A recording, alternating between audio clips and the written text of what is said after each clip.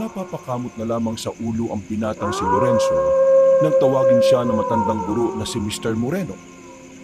Alam kasi ng binata na mapipiko na naman sa kanya ang kanyang guro. Religion kasi ang subject na matanda at ang subject na ito ang isa sa mga ayaw niyang pinapasukan. Pero wala naman siyang magagawa.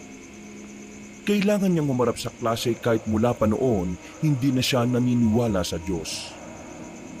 Ikaw, Lorenzo, ano sa tingin mo ang maaaring gawin ng isang binatang katulad mo upang mas mapalakas pa yung kanyang pananampalataya sa Panginoon?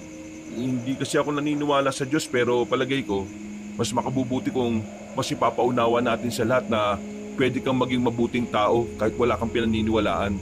Sinasabi mo bang hindi na kailangan ng Diyos para maging mabuting tao? Kayo po nagsabi niyan. Lorenzo, kailangan ko ng matinong sagot. Tinatanong kita na maayos Sagutin mo ako na maayos. Sinasabi niyo po bang hindi maayos ang sagot ko dahil hindi ito naayon sa pananaw ninyo? Ang tanong ko ay ano ang magagawa mo para mas mapalakas pa ang pananampalataya ng isang kagaya mo sa ating Panginoon? Bibigyan kita ng halimbawa. Mahalin at sundin ang kanyang utos. Kaninong utos po? Sa Diyos, kanino pa ba? Utos po ng Diyos o utos ng taong sumulat ng 10 utos ng Diyos? Lorenzo, ang utos ng Diyos ay totoong iniutos ng Diyos.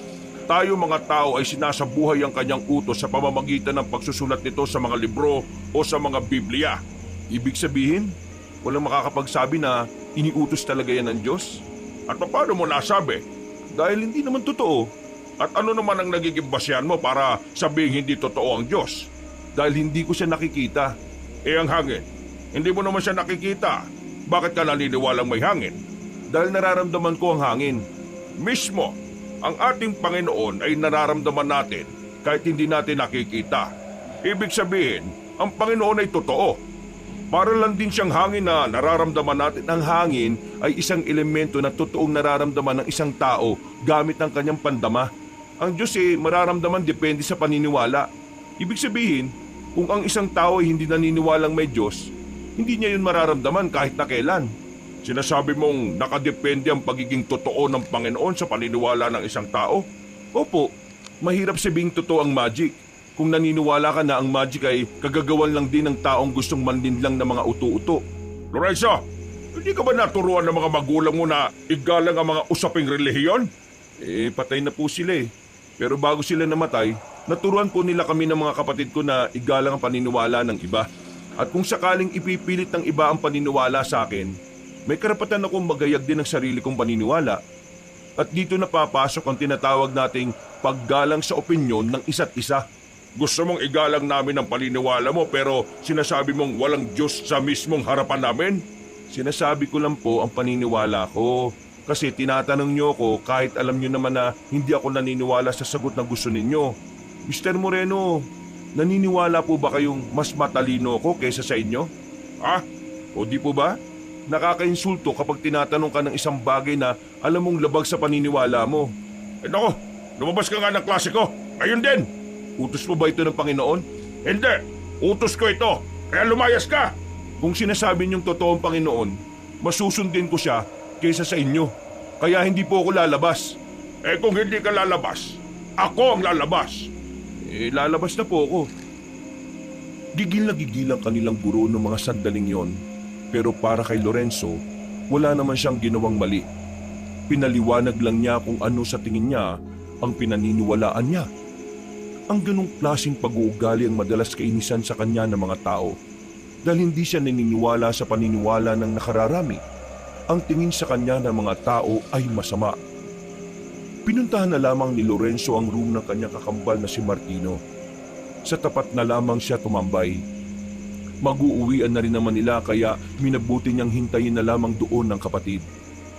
Makalipas lang ang halos 1 oras, tumunog na rin ang bell. Pagkalabas ni Martino ay agad itong lumapit sa kanya. Oh, kanina ka pa ba dyan? Bakit nandiyan ka? Wala ba kayong klase sa huling subject nyo? Meron. Pinalabas ka na naman siguro ni Mr. Moreno, no? Ganun na nga nangyari. Ano na naman ba'y ginawa mo?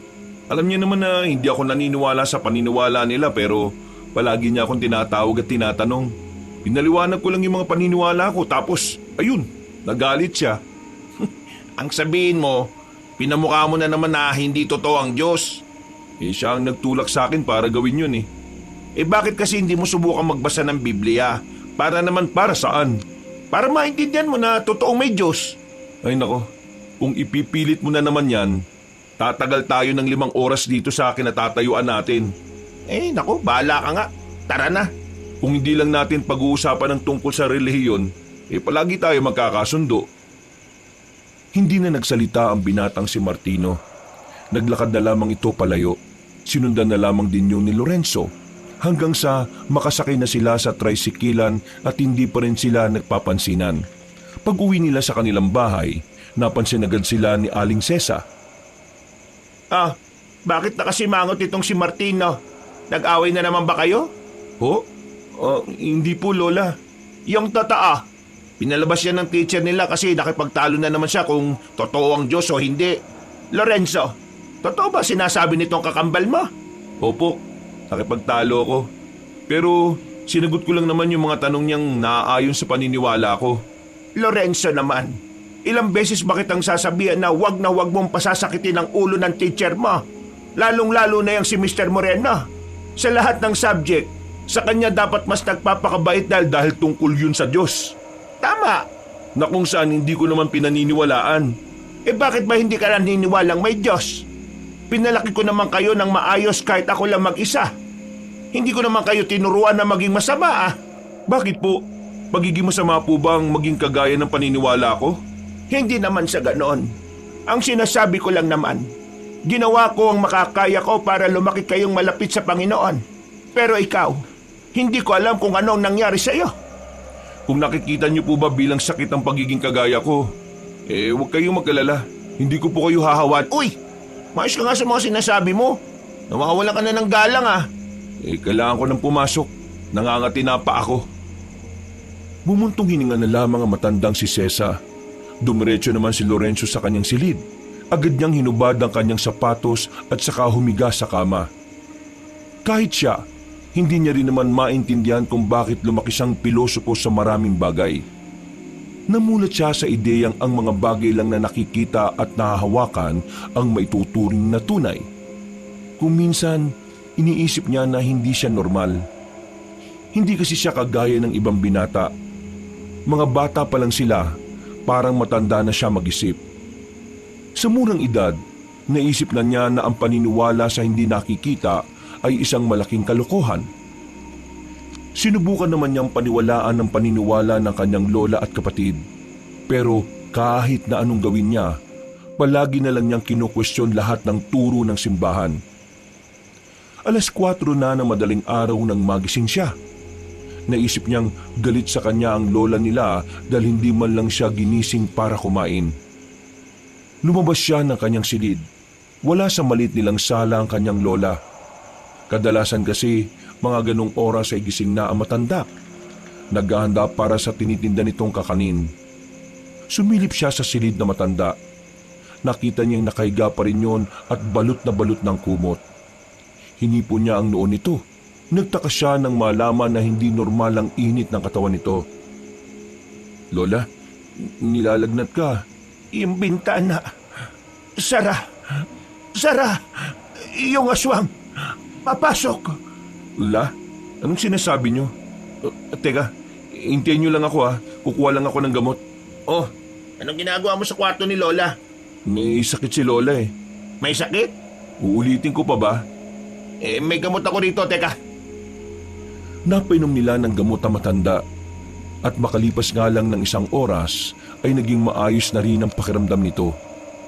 Mag-uumaga na nang magkamalay na ang matanda. Nagtataka ito kung bakit sa tabi na nito nakatulog si Martino, habang si Lorenzo naman ay nakaupo lang sa gilid. Bakit kayo narito? Nilalagnat ka kaninang madaling araw Ako? Nilalagnat? Opo, may sinasabi ka pang mga aswang Aswang? Talagang sinabi ko yon?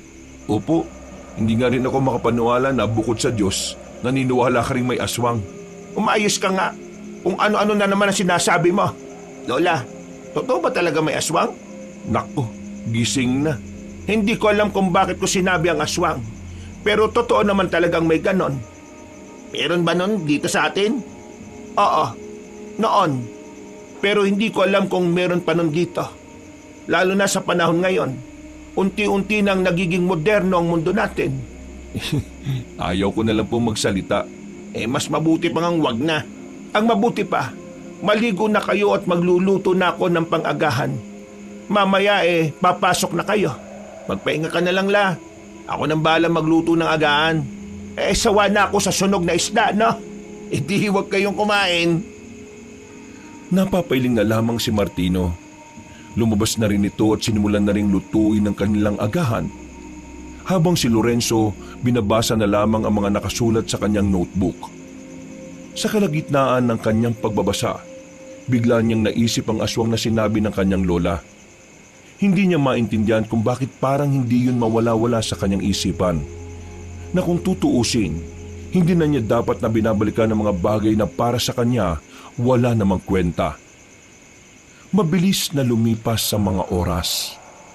Matapos masigurong nasa maayos ng kalagayan ng kanilang lola, pumasok na rin sila sa kanilang paaralan. Normal lang na araw para kay Lorenzo ang bagay na yon. Kagaya ng laging nakasanayan, papasok siyang walang gaanong kinakausap. Magsasalita lang din naman siya kapag may kumakausap sa kanya. Ang ganong klase ng ugali ang naging dahilan kung bakit siya iniiwasan ng karamihan. Ang tingin kasi sa kanya ng mga tao, isa siyang malaking weirdo. Mag-isa ang binatang si Lorenzo nang sumapit na ang kanilang break time. Wala ni isa ang gustong makiupo sa kanya. Habang kumakain ay napansin niya si Mr. Moreno na papalapit sa kanya, dala ang binili nitong sandwich at tubig. Naghahanap talaga ito ng sakit ng ulo . Magandang araw, Lorenzo. Bakit mag-isa ka lang dito? Wala ka bang kaibigan? Kung meron, hindi ka naman makakaupo dyan. That's why mahalaga ang pakikihalubilo para magkaroon ka ng kaibigan. At ang pagkakaibigan ay nararapat lang na nakapagitna ang Diyos, kagaya na lang din ang relasyon ng babae at isang lalaki. Hindi ko naman kailangan ng kaibigan . Kaya ko mabuhay na mag-isa. Alam mo ba ang kasabihang No man is an island? Kasabihan niya ng mga taong takot mabuhay na mag-isa. Kasi hindi nila kayang walang inaasahan. Lorenzo, hindi ko alam kung anong pinanggagalingan ng mga sinasabi mo, pero sana patawarin ka ng Panginoon. Bakit to? Wala naman akong ginagawang mali . Ang hindi manampalataya sa Kanya ay isang malaking pagkakamali. At ang guluhin ng utak ng may mga sariling paniniwala ay hindi pagkakamali? Alam mo, kakainin ko na lang itong pagkain ko. Pwede ba ako umupo rito? Kanina ka pa nga po nakaupo . Napapailing na lamang ang guro na si Mr. Moreno. Sa hindi inaasahang pagkakataon, napansin niya ang bagay na nasa kamay ni Mr. Moreno. Isang pulseras na may palawit na tatsulok. Kakaiba ang disenyong yun para kay Lorenzo, pero hindi na lamang niya pinansin. Mabilis na nagdaan ang mga oras, dumating na nga ang 5:00. Pagtunog pa lang ng bell ay nag-uunahan na agad ang mga estudyante sa paglabas. Habang naglalakad, napayuko na lamang siya nang makita ang binatang si Emil. Nakilala niya lamang ito sa isang event sa kanilang school at mula noon palagi na siya nitong kinakausap. Uy, Lorenzo! Long time no see . Seryoso? Araw-araw mo akong ginugulo, no? May gagawin ka ba mamaya? Gusto mo sumama? Ayoko. Sama ka na, minsan lang naman . Bakit mo ba ako sinasama? Kasi magkaibigan tayo. Sinong nagsabi? Ako. Wes, nagkakamali ka. Bigla siyang inakbayan ni Emil dahil dito'y napansin na niya ang suot-suot nitong pulseras na kagaya ng kay Mr. Moreno. Nagsalubong ang kanyang kilay at saka inalis ang braso ng lalaki. Magsyota ba kayo ni Mr. Moreno? Oh? Wala. Uy, sandali lang. Sama ka na sa amin. Mag-ghost hunting kami. O pwede ring aswang hunting. Napatigil si Lorenzo. Narinig na naman niya kasi ang salitang aswang. Medyo iritado na siya sa bagay na yon, pero hindi niya alam kung bakit parang interesado siyang pag-usapan yon. Gaano katotoo ang aswang? Gaano ka totoo? Kasing totoo ng dibdib ni Ma'am Dina. Saka rin pala sa nagpapantasya sa kanya.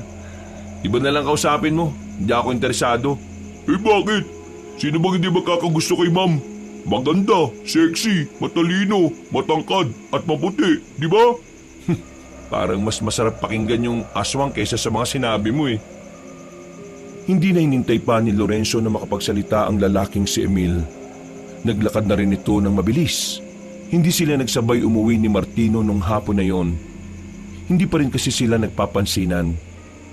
Habang naghihintay siya ng tricycle sa terminal, nakita niya ang babaeng guro na si Dina na nag-aabang din pala ng masasakyan. Sa hindi inaasahang pagkakataon, napansin niya ring may suot ng pulseras ito. At ang pulseras na yon ay kagayang-kagaya ng kina Emil at Mr. Moreno. Ang pangit naman ang disenyo ng pulseras na yon, pero bakit kaya maraming bumibili? Iiling-iling na lamang siya. Nang dumating na ang tricycle ay agad na rin siyang sumakay.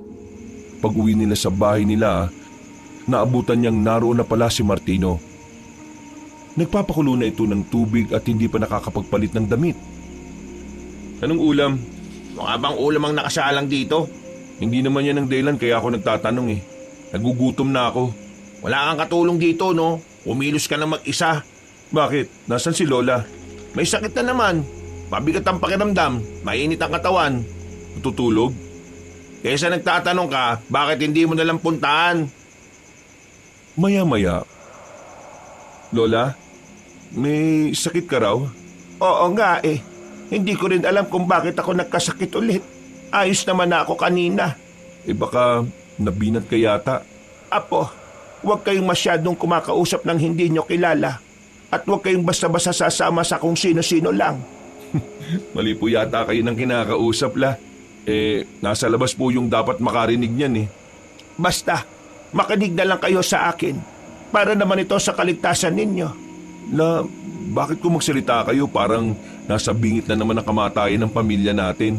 Basta, huwag kayong sasama at makikipag-usap sa kung sino. Sabihan mo rin ang kapatid mo. Eh kung ano man ang dahilan nyo, sige po. Hindi mawala-wala sa utak ko ang aswang. Yan na naman tayo eh.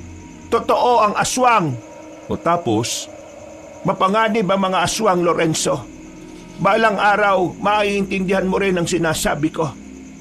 Paano ka maiintindihan yan eh? Wala namang pinaniniwalaan niya kundi sarili niya lang. bakit?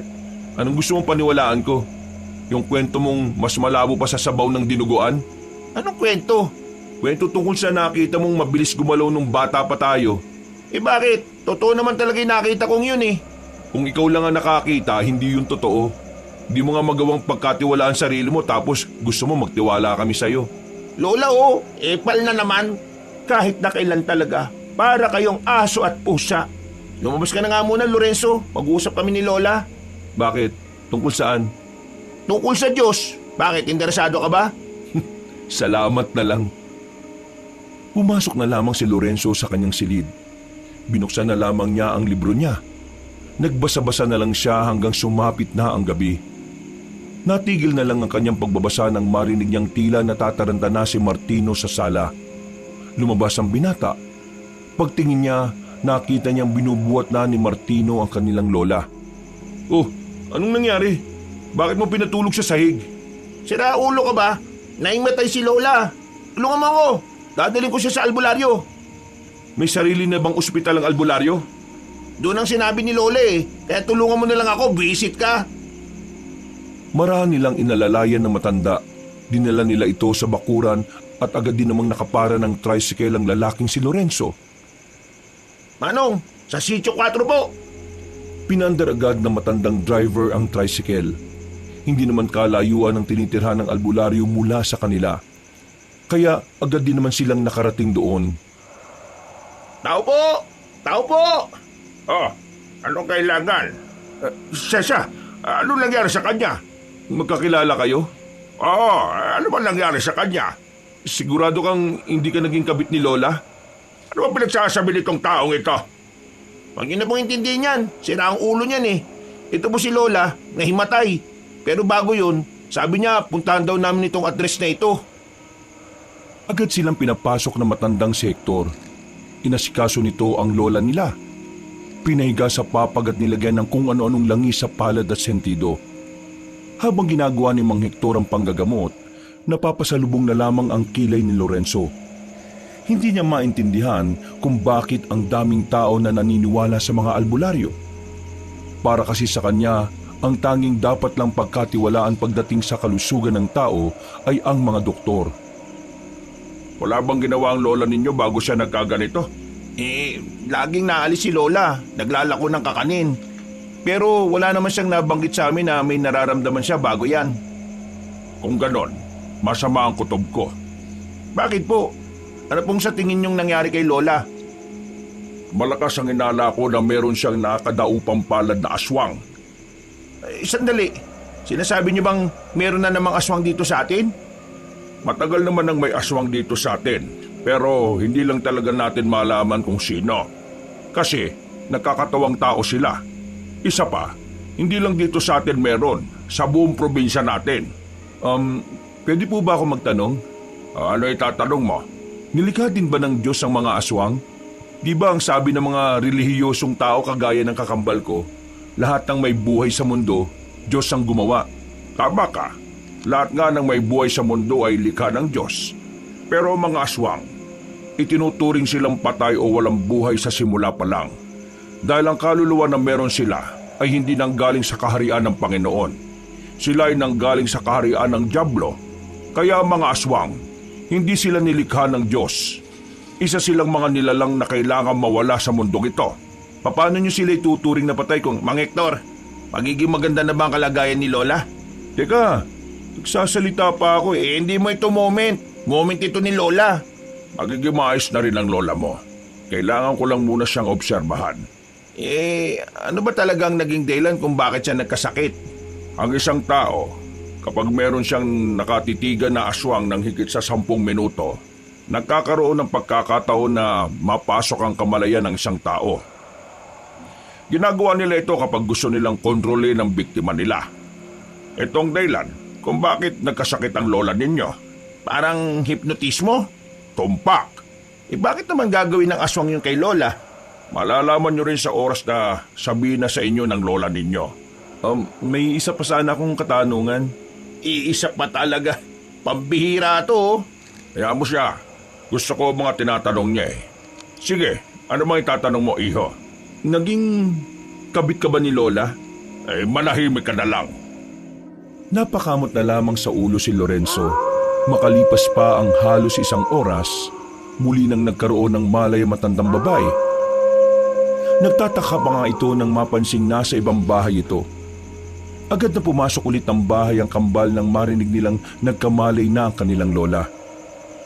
Naabutan nila itong nilalagyan ni Mang Hector ng langis sa sentido nito. Uy, ang sweet ah. Uy, mais ka nga. Maayos na ang kalagayan ng lola ninyo. Naku, mabuti naman kung ganun. Lola, paano kayo nagkakilalang dalawa?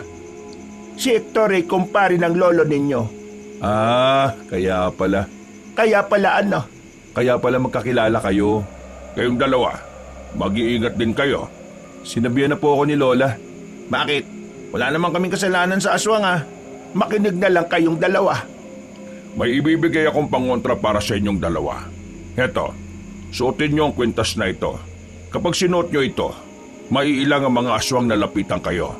Isang kwintas na may palawit na ano ito? Gintong pangil.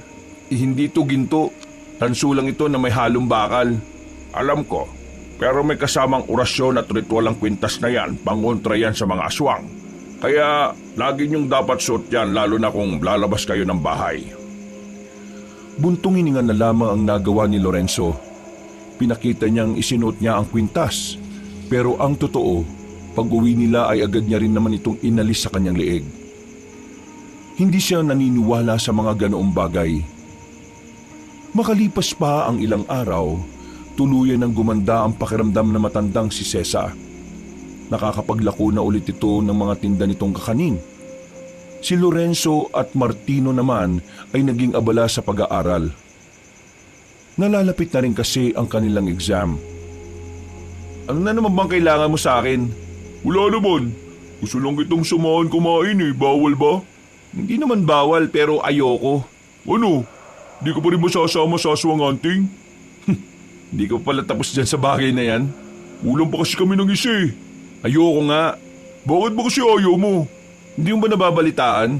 Ang alin? Si Ma'am Dina buntis? Hindi totoo yun. Hindi yun. Ang alin nga? Sa ibang level, may mga nawawalang estudyante. 4 na nawawala mula nung Lunes. Saan mo naman nabalitaan yan? Wala nga kumakalat na ganyan dito sa school natin eh. Narinig ko sa faculty. Tapos tatanungin mo ako kung nabalitaan ko. Basta, ayaw ko sumama. At baka pati ako mawala rin. Hindi naman ako kidnapper ah. Hindi nga, pero parang. Tapos ka na agad kumain. Wala pang bawas ang pagkain mo ah. Hindi pa ako tapos. Dilipat lang ako ng upuan. Kaya huwag mo na akong sundan bago pa ako mawalan ng gana. Mag-isang kumain ang binatang si Lorenzo sa sulok. Sanay naman na siyang walang kasabay. Sadyang si Emil lang naman talaga ang nagpupumilit na kaibiganin siya. Habang nanguya, napapaisip siya kung ano nga ba talaga ang nangyari sa mga estudyanteng nawawala. Hindi rin nila alam kung bakit parang hindi yung pinapaalam sa buong school. Tingin ni Lorenzo, ayaw ng mga namumuno na madungisan ang pangalan ng paaralan nila. Natapos na rin ang break time. Bumalik na si Lorenzo sa kanilang silid. Wala naman siyang gana. Kung siya lang ang masusunod, ayaw na sana niyang pasukan ang subject ni Mr. Moreno. Pero sa ngalan ng attendance at ang karagdagang grado, tinitiis na lamang niya ang mga naririnig niya. Bukod sa tingin ni Mr. Moreno, pinakaayaw niya lang talaga ay ang tinatawag pa siya para sumagot. Hindi maaaring magsama ang babae at lalaki sa isang silid kung sila ay hindi pa kinakasal. Labag sa paningin ng Diyos ang pagsasamang walang basbas ng simbahan at ng Panginoon. Kaya nga sa panahon ngayon, mas mainam pa rin na alam nating magpigil, magtiis at igalang ang katawan ng isa't isa. Ang isang relasyon na pinagigitnaan ng Panginoon ay siyang pinagpapala. At sa tingin nyo, tama ba ang ginagawa ng ibang magkarelasyon na bago sila magpakasal nagsasama na sila sa iisang bahay? Ikaw Lorenzo, anong masasabi mo? Magandang hapon po Mr. Moreno. Seryoso po ba kayo na akong gusto niyong sumagot sa katanungan na yan? Oo naman. Bakit naman hindi? Parte ka ng klaseng ito. At tingin ko, marami naman kaming matututunan sa iyo. Alam ni Lorenzo na balak lamang siyang ipahiya ng kanilang guro. Kaya siniguro niyang sa sandaling yon, hindi siya ang magmumukhang tanga. Tinatanong niyo ako kung tama bang magsama ang babae at lalaki sa iisang bahay nang hindi pa kinakasal? Ang sagot ko po tama. Paano mo naman nasabing tama?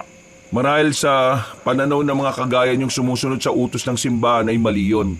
Pero para sa akin, na mas tinitingnan ng pagiging praktikal, tama lang na magsama sila bago ikasal.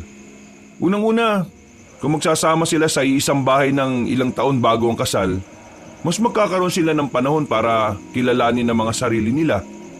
Yun ang magsisilbing practice nila bilang mag-asawa. Makakatulong to sa kanila sa pagdedesisyon kung kakayanin ba nila ang buhay mag-asawa o hindi. Mas makikita nila ang mga kahinaan at kalakasan ng bawat isa dahil mas magkakaroon sila ng oras na tutukan ng isa't isa. Kung magsasama lang sila pagkatapos ng kasal, pareho silang mangangapa sa buhay mag-asawa. Wala silang alam At dahil wala silang alam, makikialam ang mga magulang nila. At dahil makikialam ang magulang nila, mawawala na ng saysay ang salitang pag-aasawa. Mas mahihirapan silang makilala ang bawat isa kung saka lamang sila magsasama. Pero kung matagal na silang magkasintahan, hindi ba dapat kilala na nila ang isa't isa?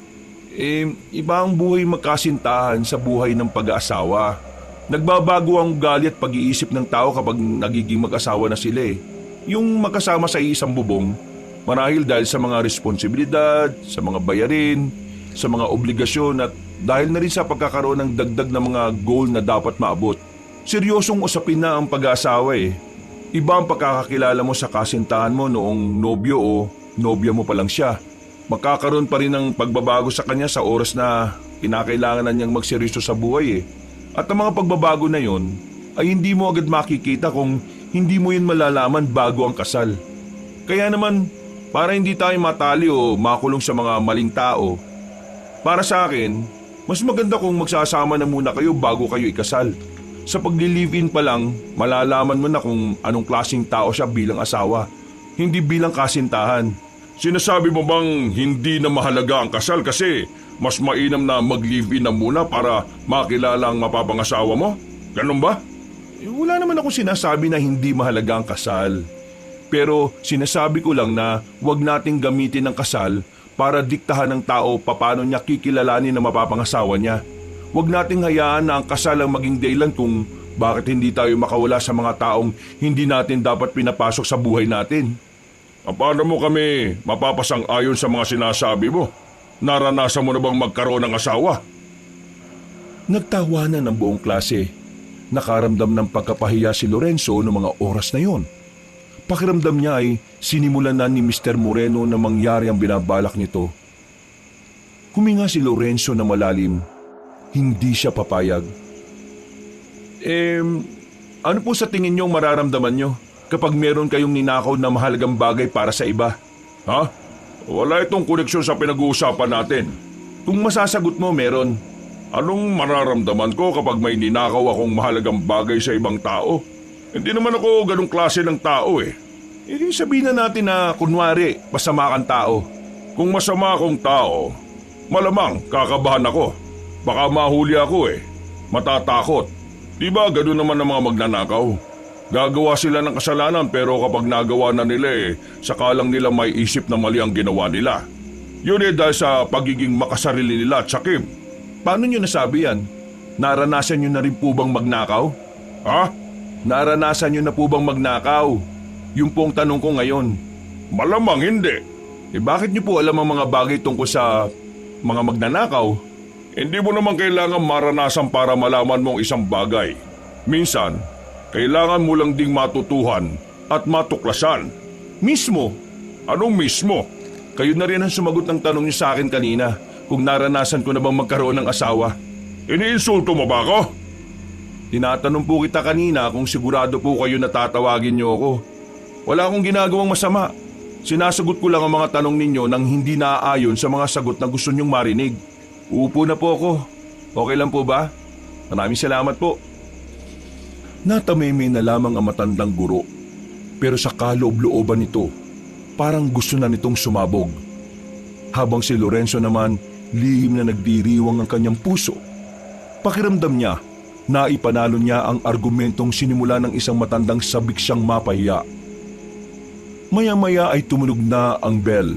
Nauna nang tumayo sa kinauupuan ng binatang si Lorenzo nang marinig ang hudyat ng uwian. Hindi na niya nilingon pa si Mr. Moreno dahil alam niyang masama na naman ang tingin nito sa kanya. Sa kakamadali niya, nakabanggaan niya sa pasilyong babaeng guro na si Dina.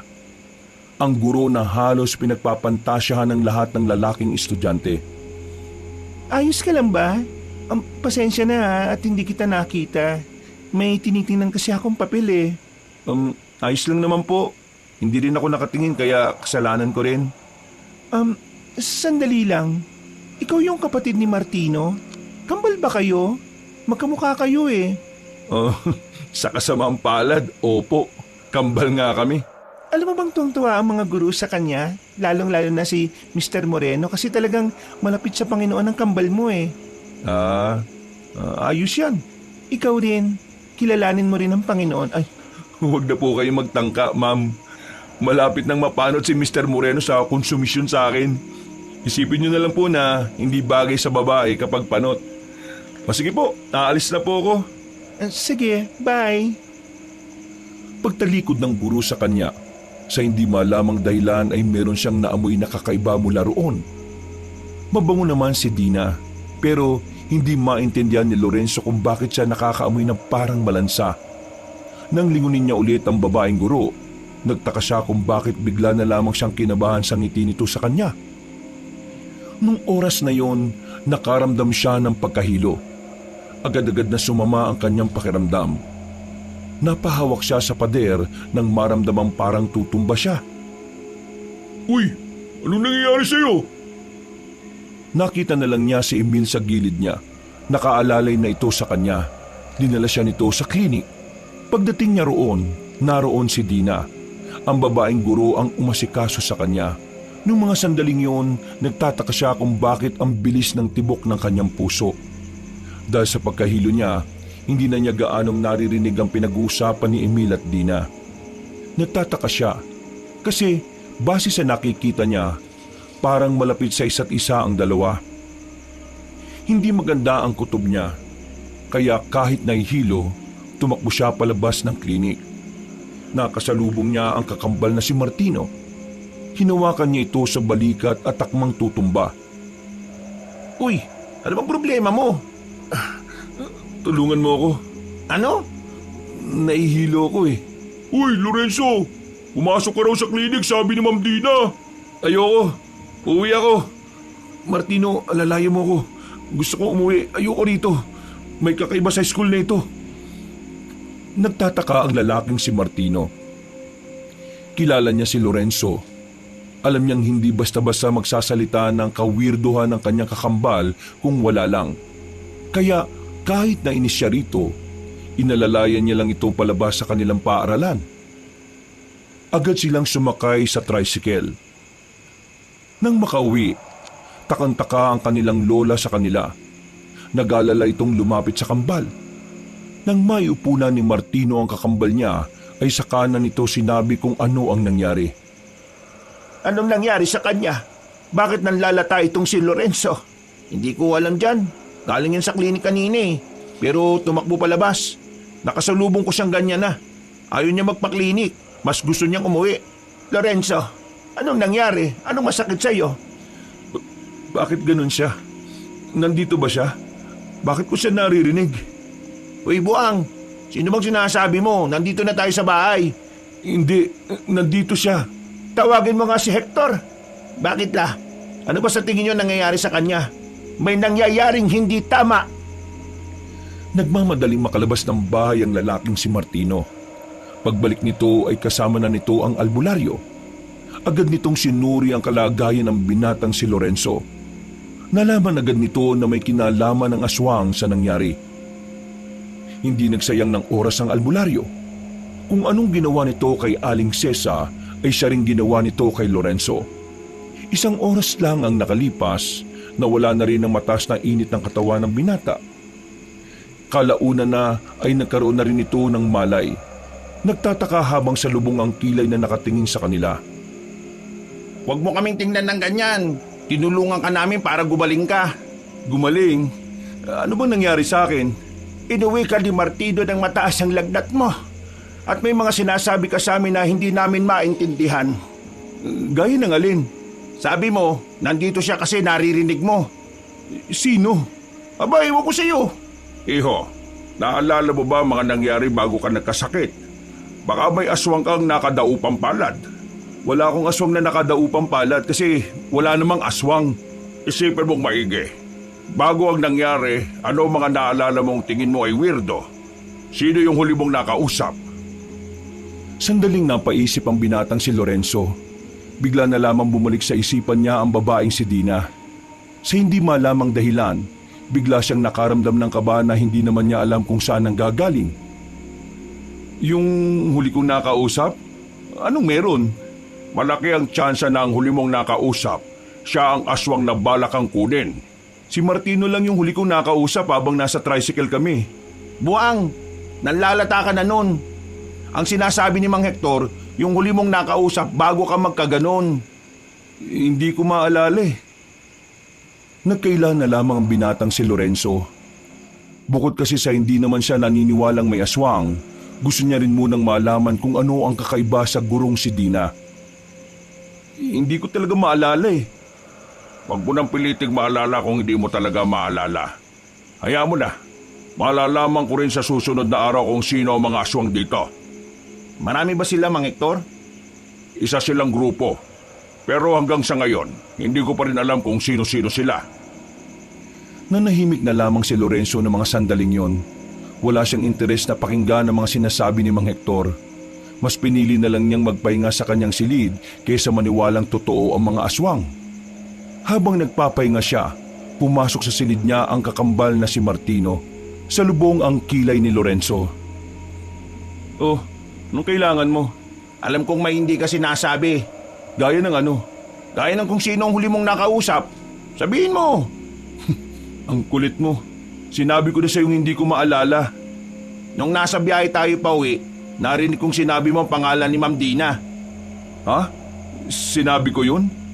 Ang sabi mo, naririnig mo siyang nagsasalita, pero nasa biyahe na tayo nun. Ibig sabihin lang nun, nakausap mo si Ma'am Dina. O ano ngayon? Ibig sabihin, aswang si Ma'am Dina? Paano naman magiging aswang si Ma'am Dina malapit yun sa Diyos? Siya nga yung huli kong nakausap eh. Di ba sinasabi na matanda kanina kung sino yung huli kong nakausap? Aswang yun? Meron ka pa bang ibang nakausap? Kasi imposibleng si Ma'am Dina yun eh. Kung wala ka nang sasabing matino, alam mo, mabuti pa umalis ka na lang. Oy, field trip natin sa susunod na linggo ah. Sasama ka raw, sabi ni Lola. Hindi ka pwedeng humindi. Nakapagbayad na ako kanina. Jesus, pambihira. Alam mo namang ayaw ko sa maraming tao eh. Eh di sana, hindi ka na nag-aral.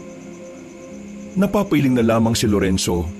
Humiga na lang siya, nakatingin sa kisame. Napapaisip kung ano nga ba talaga ang nangyari at bakit bigla na lang siyang nanlanta. Makalipas ang maraming araw, dumating na rin ang kanilang field trip. Dahil ayaw naman ni Lorenzo nang manghinayang ang kanyang lola, pinilit na lang din niyang sumama. Saka malas-malasan pa, nakatabi niya sa upuan ng kakambal niya. Bakit ba kailangan dito ka pa umpo sa tabi ko? Bakit? Gusto mo bang nakaupo ko sa bubong? Kung pwede lang eh. Di ka na nga sana kasama eh. Yun nga ang gusto ko, di ba? Sus, kunwari ka pa. Oh, anong klaseng libro yan? Bakit mo tinatanong? Kasi gusto ko malaman. Libro to na bigay ni Mang Hector sa akin. Tungkol ito sa mga aswang. Lumang libro. Pero maganda raw ang kwento rito kasi totoong nangyari. Naniwala ka naman. Siguro kaya ka ganyan kasi ang layo ng loob mo sa Diyos no? Di ganyan pala ang ugali ng malapit sa Diyos. Pakialamero. Uy, kwentong aswang yan ah. Pwede ba, Hiram? Di naman tayo close ah. Bumalik ka na nga sa upuan mo. Ay, sorry. Akala ko kasi si Lorenzo eh. Seryoso ka ba? Alam niyo ba, may nakita na kaming aswang nitong nakaraang gabi. Totoo ba yan? Ayaw niyo maniwala. Sumama kayo sa amin bukas ng gabi. Tuturo namin sa inyo kung saan namamalagi yung mga aswang. Mas maniniwala pa akong hindi ka naligo bago pumunta rito kaysa sa aswang na yan.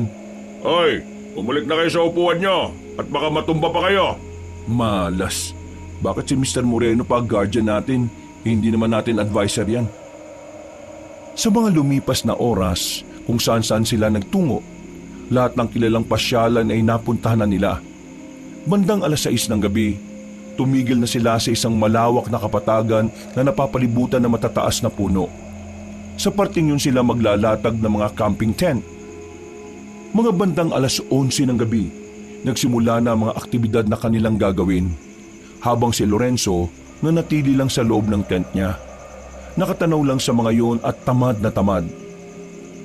Wala naman akong gagawin dito, bakit pa ako sumama? Oh, Lorenzo, bakit ka nandyan? Ayaw mo bang sumali ron? Napalingon ang binata nang marinig niya ang tinig ni Dina sa gilid. Nakita niya ang babaeng guro na nakatingin sa kanya habang malapad ang ngiti. Sa hindi na naman malamang pagkakataon, naramdaman na naman niya ang kaba. Hindi siya tumingin sa babae. Bigla na lang kasi siyang nagkaroon ng kaisipan na baka maulit na naman ang nangyari.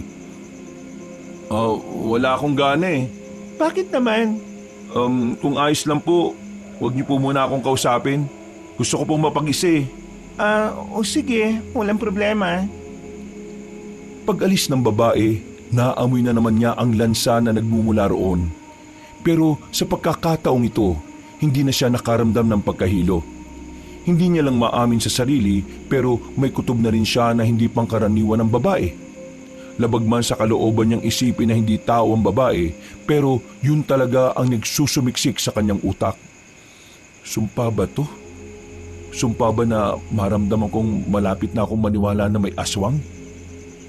Noong mga sandaling yun, unti-unti na rin niyang tinitingnan ang anggulo na baka nga aswang si Dina. Iniisip na lang din niya na ito ang tamang pagkakataon para mapatunayan kung mali siya at tama sila Martino na totoo ang mga aswang.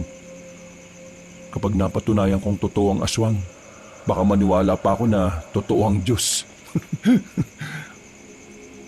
Natulog na lamang si Lorenzo ng mga sandaling yon.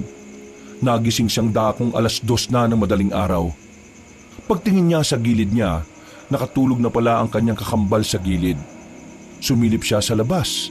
Tulog na rin ang lahat. Tahimik na ang paligid. Pero nakita niya si Dina na nagmamadaling naglalakad na parabang meron itong pinagkakaabalahan. Sa ganung oras, para kay Lorenzo ay nakakapagtaka yun. Kaya naman hindi na rin niya napigilan ng sarili na sundan ng babaeng guro. Anong gagawin nun sa gubat? Kahit na mag-isa lang, walang naramdamang kaba si Lorenzo. Kinakain siya ng kanyang kuryosidad. Parang hindi matatahimik ang kanyang kalooban hanggat hindi niya nalalaman kung ano ang meron kay Dina. Nakapasok siya ng gubat. Madilim, tanging sinag lamang ng buwan ang nagsisilbing liwanag niya sa daan. Nakakainis. Bakit ko ba ito ginagawa? Sa kakalakad niya, bigla na lamang niyang narinig ang tinig ni Dina na tila may kinakausap. Gumilid siya at pinakinggan ang sinasabi ng babae. May sasama natin to sa mga bagong miyembro. Ang kaso nga lang, lumaban. May dalang baril tong ngangaso na to eh. Dinali ko na bago pa siya nakapagpaputok ng baril. Nang marinig ni Lorenzo mga sinabing yun ng babae, mas lalo siyang naintriga. Mas lalo siyang napaisip kung ano nga ba talaga ang meron sa guro na yon. Maraan siyang naglakad, nakayuko at todo ingat sa bawat paghakbang. Pagsilip niya sa halamanan, nakita niya si Dina. Nakatayo habang nakatingin sa buwan. Wala na ang kausap nito, pero napansin ni Lorenzo na tila merong taong nakahiga sa lapag. Palagay niya, yun ang taong tinutukoy ni Dina ng mga ngaso. Hindi gumagalaw ang lalaki. Kinabahan siya nang mapagtanto na baka wala na yung buhay. Pero mas lalo siyang kinilabutan nang makitang bigla na lamang nilapa ni Dina ang lalaking wala ng buhay. Para itong leon na gutom. Nanlalaki ang kanyang mga mata. Sa puntong ito ay parang nakalimutan na niya ang sarili niyang paniniwala.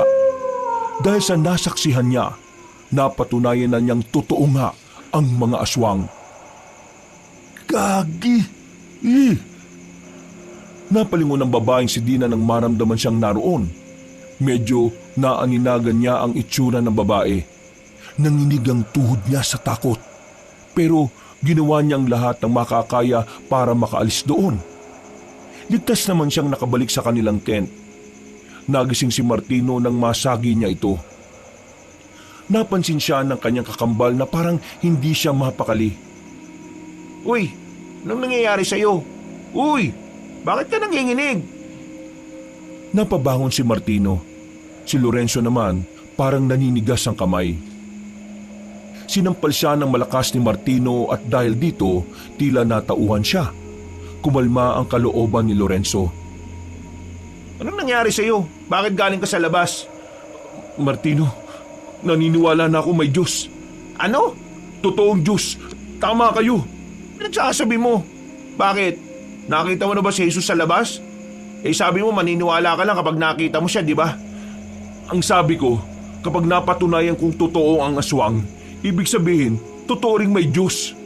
Eh teka, nakakita ka ng aswang? Hindi totoong hindi ko maalala kung sinong huli kong nakausap. Naalala ko yun, pero hindi ko lang sinabi kasi ayaw kong maniwala eh.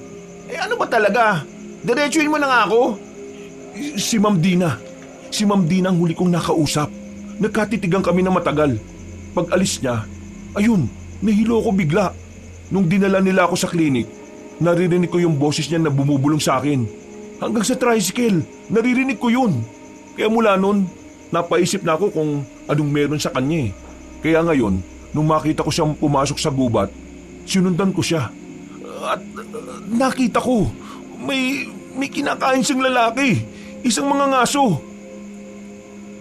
Biglang nagtayuan ang balahibo ni Martino. Sa mga pagkakataong yon, malala ang kilabot niya dahil ang kwentong yon ay nanggaling pa mismo kay Lorenzo na alam naman niyang hindi gagawa ng kwento tungkol sa mga aswang. Si Ma'am Dina? Aswang? Yun ang nakita ko, Martino. Bukod pa ron, may naamoy akong malansa sa kanya kahit na mukha naman siyang naligo. Malansa? Teka, tama. Anong tama? Nabasa ko kanina sa libro. Ang mga babaeng aswang daw, may amoy na malansa minsan. Ano yun? Amoy ng dalaw? Hindi. Amoy talaga yun ng mga babaeng aswang. Pero mahirap daw yung amoyin. Piling tao lang nakakaamoy. Yung mga taong may matatalas na pang-amoy. Ha? Ibig sabihin, aswang talaga si Ma'am Dina? Pambihira. Hindi ko inakala na maniniwala ako sa kabaliwan ninyo ni Lole. Hoy, hindi to kabaliwan, no? Totoo to. Kailangan nating seryosohin to. Meron pa akong hindi sinasabi. Ano? Nitong nakaraan, narinig ko rin sa faculty, may mga estudyanteng nawawala. Hindi rin nila alam kung saan napadpad yung mga nawawalang estudyante na yun. Hindi lang talaga inilalabas ng school natin dahil masisira sila sa publiko eh. At tingin mo, may kinalaman ng aswang doon? Oo, ang pagkakarinig ko kasi kanina kay Ma'am Dina, may nabanggit siya na may pandagdag miyembro sana sila kung hindi lang niya napatay yung mga ngaso. Ibig sabihin, totoo nga sinabi ni Mang Hector, meron silang grupo. Kailangan na nating ipaalam sa principal to. Hindi, wag muna. Ha? Bakit hindi? Kasi wala tayong kasiguraduhan kung sino pa ang mga aswang sa school. Baka mamaya yung principal aswang din. Sa mga pulis, doon natin sabihin. Useless, hindi sila maniniwala. Kailangan ko bang paliwanag sa iyo kung bakit? Hindi na. Hindi maganda tong nangyayari. Diyos ko Panginoon, gabayan mo sana kaming lahat na makauwi ng ligtas. Uy, ginagawa mo. Nagdarasal. Mabuti ba sumabay ka na? Pwede bang saka ako na gawin yan? Kanino ko lang sinabi na naniniwala na akong may Diyos eh. Naku, bahala ka sa buhay mo. Basta ako magdarasal. Noong mga sandaling yon, hindi na nakatulog ang magkapatid. Kinakabahan silang dalawa na baka makahalata sa kanila si Dina. Nanatili lang sila sa loob ng kanilang tent. Nakahinga sila ng maluwag nang mapansin nilang maliwanag na sa labas. Mapungay ang mga mata ng kambal. Pero kailangan na nilang magligpit para sa kanilang pag-uwi. Habang naglalakad pabalik ng kanilang service na bus, napansin ni Martino na tila may kulang sa mga kaklase niya. Dalawa ang nawawala. At parang wala namang pakialam si Dina na isa sa kanilang nagsisilbing guardian. Martino, bakit? May problema ba? Kanina pa kita napapansin na lingon ka ng lingon napansin ko lang po kasi na wala si Diego at Maria. Si Diego at Maria pala. Maaga silang umalis kanina. May emergency daw sa bahay nila. Ano raw po yun?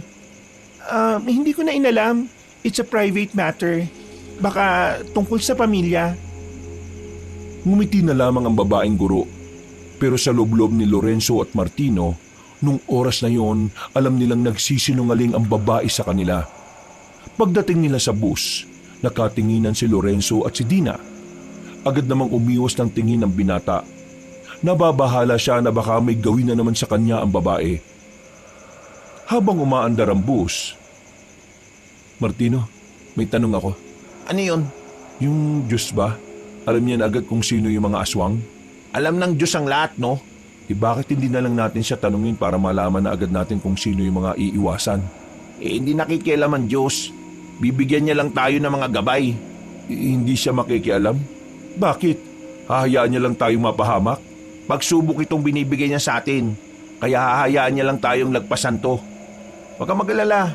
Hindi niya naman tayo bibigyan ng pagsubok na hindi natin kakayanin Kakayanin naman pala natin eh. Paano pa nasabing pagsubok yon? Ay nako, ewan ko sa'yo. Napapakamot na lamang sa ulo ang lalaking si Lorenzo. Nakatulog na sila sa biyahe nung oras na yon. Hapon na nang makabalik na sila sa kanilang paaralan. Pagbaba nila ng bus, nakita nilang nakatingin pa rin sa kanya si Dina. Seryoso ang tingin ito sa kanya. Wala na ang ngiting lagi niyang nakikita. Hindi na lamang pinansin ni Lorenzo ang bagay na yon. Umara na lamang sila ng tricycle. Pag-uwi nila, nagtataka sila kung bakit naroon si Mang Hector. Pagkakita pa lang nila sa mukha nito, nahalata na agad nila ang pag-aalala. Oh, Mang Hector, bakit kayo nandito? Ang lola ninyo, Bakit? Ano nangyari sa kanya? nilaso ng aswang. Ano po? Agad-agad silang tumakbo sa loob ng bahay. Pagtingin nila sa matandang babae, nakita nilang kulay ubi na ang labi nito. Ang kuko nito sa paa at kamay ay ganun na rin ang kulay. Walang malay si Aling Sesa. Malamig din ng palad. Anong nangyari? Bakit sila nalason ng aswang? Bago siya magkaganyan, nakapagkwento pa siya sa akin.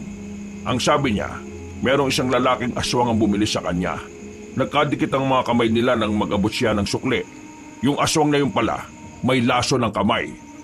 Sabihin nyo, maalis nyo naman ang laso sa katawan niya, hindi ba? 50-50 ang tsansa. Hindi naman kasi ito laso na parang tuklaw lang ng ahas. Yung laso na nasa katawan niya ay sa bibig dumaan. Ibig sabihin, mas madaling kakalat ang lason sa katawan. Anong gagawin nyo, Mang Hector? Yung gamot kasi na ginagawa ko natutunan ko lang sa tatay ko noon buhay pa siya. Ang kaso, ito ang unang pagkakataon na susubukan ko yon. Kaya hindi ko rin sigurado kung tatalaba o hindi. Sagutin nyo nga po ako. Bakit ba parang laging pinag-iinitan ng aswang si Lola? Wala ako sa posisyon para sagutin ang mga ganyang klase ng katanungan. Ang lola nyo lamang ang makakasagot niyan. Paano kung hindi na niya kayanin? Sino magsasabi sa amin? Huwag nga magsalita ng ganyan.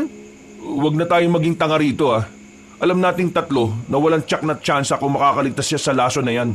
Kaya ngayon, Mang Hector, sabihin nyo na sa amin kung ano man ang hindi pa namin alam. Pangako, kapag sinabi nyo, magdadasal na ako. Huminga ng malalim ang matandang si Hector. Sa uli ay wala na rin itong nagawa. Naisip na matanda na dapat na rin malaman ng kambal ang katotohanan, ang tungkol sa pagkatao ng kanilang lola. Ang lolo at lola ninyo, sila ang dating pinuno ng mga manunugis dito sa probinsya natin. Si Asmer, siya ang pinakapinuno. Siya ang nagmamando sa lahat ng manunugis para patayin ang mga aswang. Samantalang ang inyong lola naman, siya naman ang nagsasanay sa mga baguhang manunugis. Tinuturuan niya ang mga yon sa paghawak ng mga sandata. Si Cesar rin ang gumagawa ng magagandang gamot na pangontra sa mga aswang. Ang dahilan kung bakit ginugulo ng mga aswang ang lola ninyo ay dahil silang mag-asawa ang umubos sa angka ng mga aswang noong araw. Kung ganon, bakit inilihim ni Lola sa amin tungkol sa katauhan nila? Dahil nababahala ang lola ninyo na kapag nalaman nyo ang ginawa ng inyong lolo, baka magbago ang tingin nyo kay Asmer. Ano po bang ginawa niya?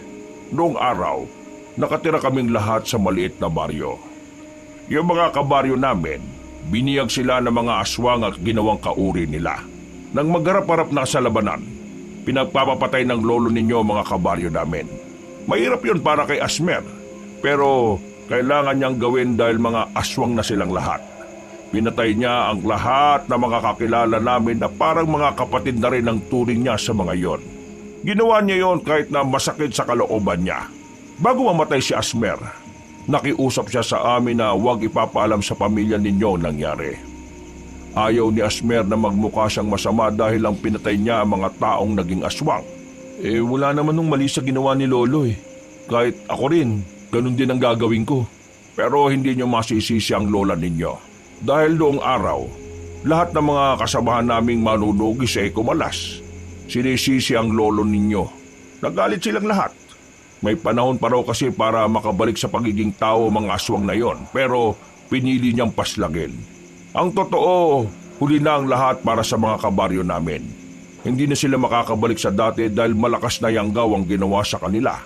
Pero may iba pa bang dahilan kung bakit ayaw sabihin sa amin ni Lola ang tungkol doon? Ayaw niyang sumunod kayo sa yapak nila. Anong ibig niyong sabihin? Ayon sa talaan ng pamilya ninyo, ang henerasyon niyong dalawa ang magmamana ng nasimulan nilang dalawa. Ayaw na ni Cesar na dugtungan pa ang misyon na dapat ay tapos na. Ayaw niya kayong mapahamak. Bumuntong hininga na lamang si Lorenzo habang nakatingin sa kanyang lola na wala pa ring malay. Matapos ang pag-uusap na yon, pinalabas na rin sila ni Mang Hector. Sisimulan na nitong gamutin si Cesar. Pansamantalang umalis na muna ng bahay si Lorenzo. Naglakad-lakad siya hanggang sa makarating na nga sa maliit na simbahan sa kanilang baryo. Hindi siya pumasok sa loob. Pakiramdam niya kasi wala siyang karapatan. Kung totoo ka talaga, pagalingin mo ang lola ko. Kapag pinagaling mo siya, ipapangako kong iaalay ko ang buhay ko sa paglilingkod sa iyo. Lahat isusugal ko. pagalingin mo lang siya. Lakas ng loob kong sumugal Palibasa, alam ko naman na hindi mo naman tutuparin tong hiling ko kasi di naman ako naniniwala sa iyo Basta, kung totoo ka talagang Diyos at naririnig mo ako, pagalingin mo ang lola ko. Siya na lang ang meron kami ng kambal ko Siya ang buhay namin. Humangin ng malakas ng mga sandaling yon. Sa hindi mapaliwanag na dahilan, gumaan ang kanyang pakiramdam. Para siyang nabunutan ng tinik. Napapangiti na lang din siya. Hindi niya kasi inakala na darating ang araw na kakausapin niya ang isang lumalang na kahit kailan hindi niya naman pinaniniwalaan noon. Nilisan niya ang simbahan. Binalikan niya ang kanyang lola.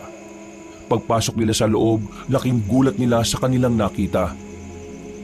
Hindi makapaniwala ang binatang si Lorenzo nang madatnang nakaupo na ang kanilang lola.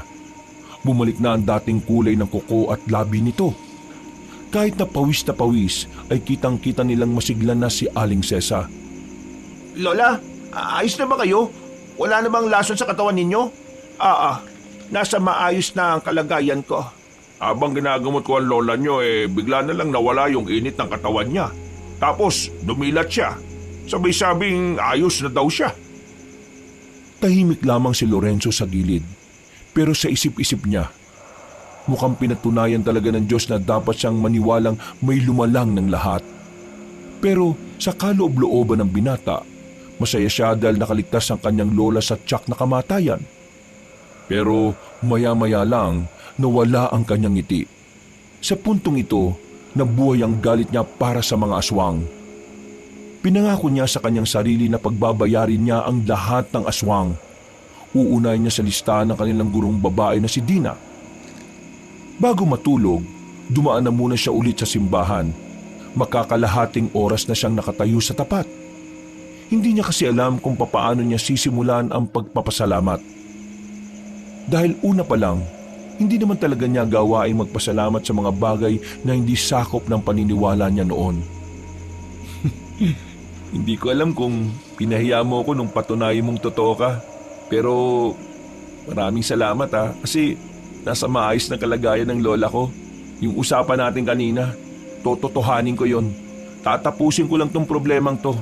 Magsisilbi ako sa'yo. Ano bang pwede kong itawag sa'yo? Lord? Boss? Pre? Bro? God? Diyos?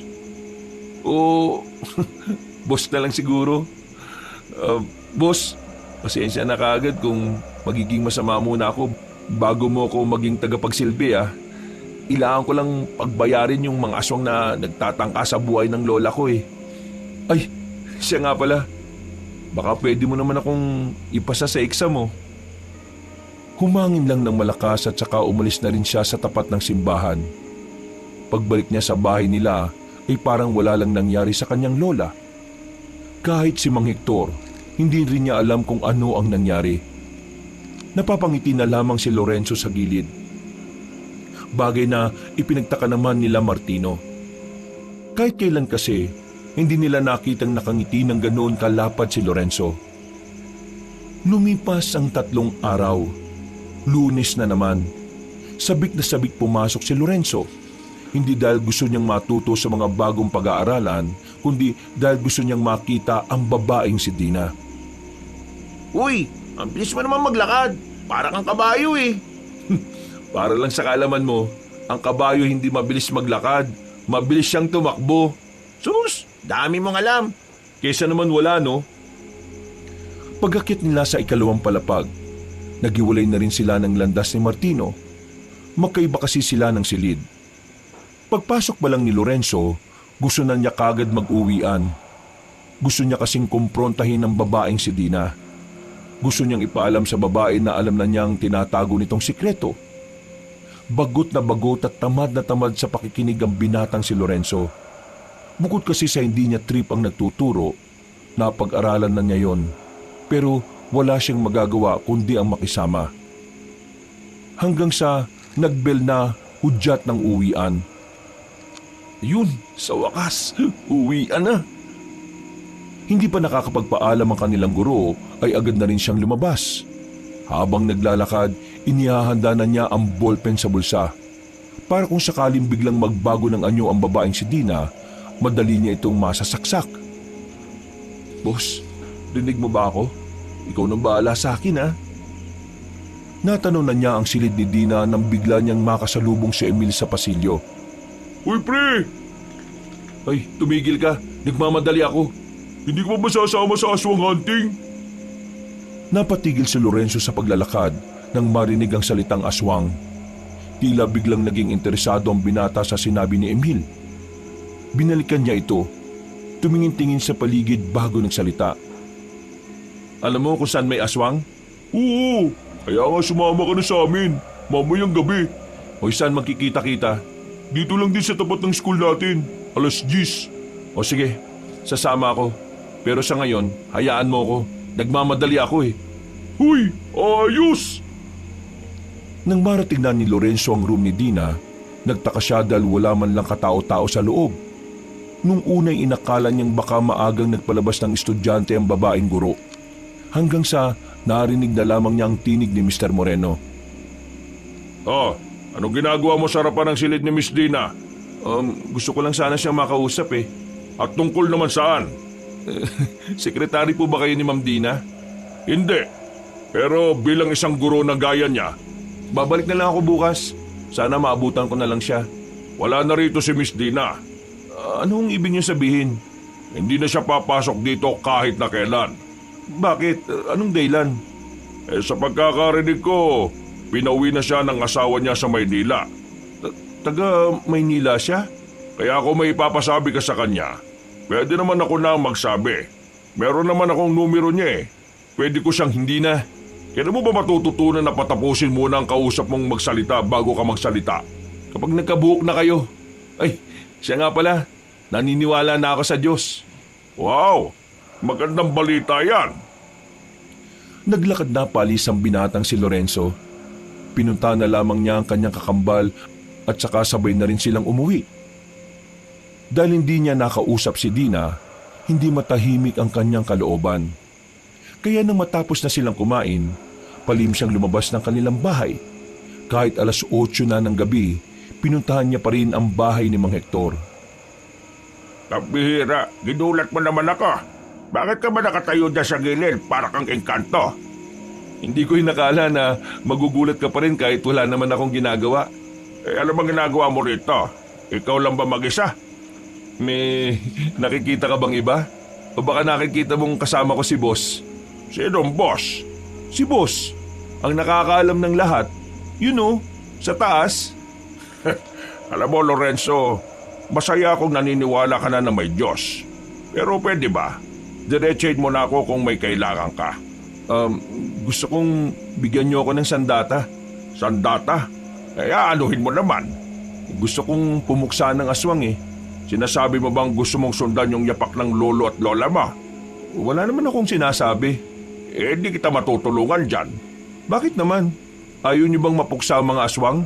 Bago mamatay ang lolo mo, nangako ko sa kanya na hanggang sa kanila na lang ang pagiging manunugis ng angkan ninyo. Hindi niya gusto na pati ang mga apo niya malagay din ang buhay sa panganib. Pero aminin man natin o hindi, kailangan natin patayin ng mga aswang. At wala nang ibang gagawa nun kundi kaming dalawa ni Martino. Gusto mo ba talagang maging manunugis? Sabihin na lang natin na gusto ko lang talagang iganti si Lola. Mang Hector, kailangan mo akong tulungan. Ilang estudyante na ang nawawala sa school namin. Malakas ang kutob ko na ginawa na rin silang aswang. O kaya naman, kinain na rin sila. Bakit ngayon mo lang ito sinasabi? Siguro dahil walang nagtatanong. Pambihira. O sige, tutulungan kita. Pero sa isang kondisyon. Anong kondisyon? Huwag mong ipapalam kay Cesar na ginagawa ko ito. Mahayayari ako ron. Kay Martino, pwede mong sabihin sa kanya, mas maganda nga kung dalawa kayong narito ngayon. Halika, pumasok ka sa loob. May papakita ko sa iyo. Tumungo lang ang binata. Sa loob ng bahay, merong sikretong pintuan doon sa ilalim ng lamesa. Sandaling bumaba ang matandang lalaki. Pagbalik nito ay may dala na itong katana. Halos 1 metro ang katana na yon. At base sa disenyo, mukhang matagal na ang patalim na yon. 2 katanang ipinatago sa akin ng lola ninyo. Yung isa sa kanya. Yung isang ito, Pagmamay-ari ito ni Asmer, ang lolo mo. Pwede niyo po ba akong turuan kung paano to gamitin? Kailangan ko matutunan to ngayon sa loob ng 1 oras. Ha? Bakit may oras pa? Aalis kasi ako ng 10:00 eh. Maghahanap ako ng aswang kasama ang ilang tao na hindi ko close pero kaibigan ng turing sa akin. Hindi minamadali ang pagsasanay. Hindi mo ito matututunan ng 1 oras.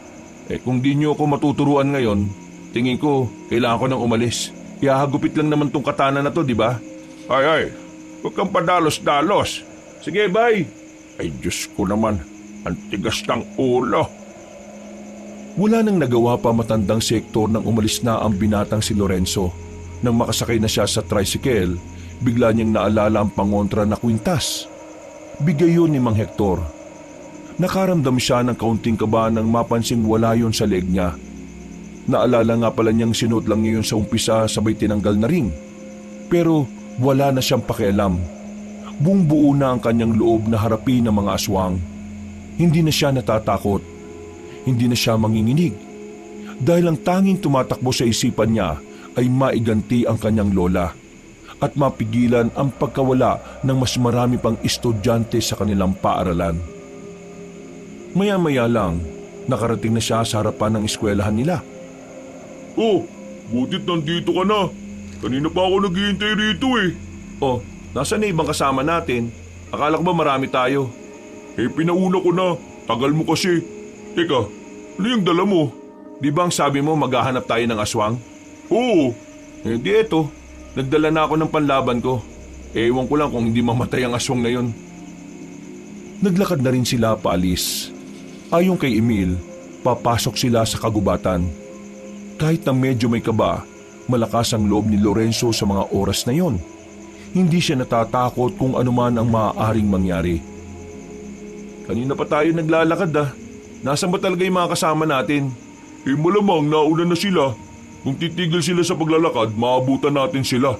Nasaan ba kasi yung sinasabi mong kinaroroonan ng aswang? Medyo malayo pa kasi. Kung tinatamad ka na, pwede naman na tayong bumalik. Di na. Nandito na tayo eh. Sigurado ka ha? Pero teka, may tatanong ako sa'yo. Anong klaseng tanong? Isang tanong na iisipan mo kaagad ng sagot. Ano nga ba yung tanong na yan? Saan mo ba talaga nakuha yung ganyang pulseras? Bakit mo tinatanong? Sagutin mo muna ang tanong ko. Wala, napulot ko lang to. Kaparehong-kapareho kasi yan nung kay Ma'am Dini. Talaga? Baka nagkataon lang. At alam mo kung anong nakakabigla? Ano? Si Ma'am Dina, aswang. Aswang? Sigurado ka ba? Oo naman, nakita ko siya eh. Tumigil sa paglalakad si Lorenzo at hinawakan na niya ang hawakan ng katana. Humarap ito kay Emil. At ikaw? Uy, ano ginagawa mo? Bakit mo tinututok sa akin yan? Ngayon ko lang naiintindihan kung bakit gustong-gusto mo akong isama sa ganito. Kasi may dalawa kang gustong gawin sa akin. Lapain ako o gawin akong katulad ninyo. Ano ba sinasabi mo? Hindi kita maintindihan. Maamin ka na. Kagaya ka ni Ma'am Dina. Hindi ko alam sinasabi mo, no? Hindi ko nga sigurado kung totoo yung sinasabi mo tungkol kay Ma'am Dina eh. Ano ba problema mo? Huwag ka na magmaang-maangan pa. Alam ko na ang tinatago mo. Ngayon ko lang din naisip eh. Magaling ka ha. Nagawa mo akong linlangin. Para ka si Raulo. Bahala ka na nga sa buhay mo. Aswang ka, Emil. Ikaw ang kasabwat ni Ma'am Dina. Kayong dalawang dahilan kung bakit may mga estudyanteng nawawala sa school natin. Huwag ka nga mambintang ha. Paano ko magiging aswang eh? Ako nga ang gusto makapatay ng aswang eh. Alam mo bang munti ka na mamatay ang lola ko dahil sa inyo? Mga salot kayong aswang kayo eh. Mabisit kayo. Dahil sa inyo, napahiya ako kay Martino. Napatunayan tuloy nilang totoo ang Diyos dahil naniwala akong totoo kayo. Ituro mo sa akin kung nasaan si Ma'am Dina. Ituro mo sa akin kung nasaan ang iba pa ninyong kasama. Bibilangan kita ng 3. 1. Wala nga akong alam. 2. Hindi ko nga alam. 3. Pabuelo na si Lorenzo at nakakuha na ng pagkakataon si Emil para makalayo. Nakatalon ito ng mataas patungo sa sanga ng puno. Noong mga sandaling yon, nakumpirma na talaga ng binata na ang lalaking si Emil ay tunay ng aswang. Di inilabas mo rin ang tunay na anyo mo. Paano mo nalaman na isa akong aswang? Kayo na hinala ka nung una pa lang eh. Pero wala lang talaga akong oras na naisipin ka.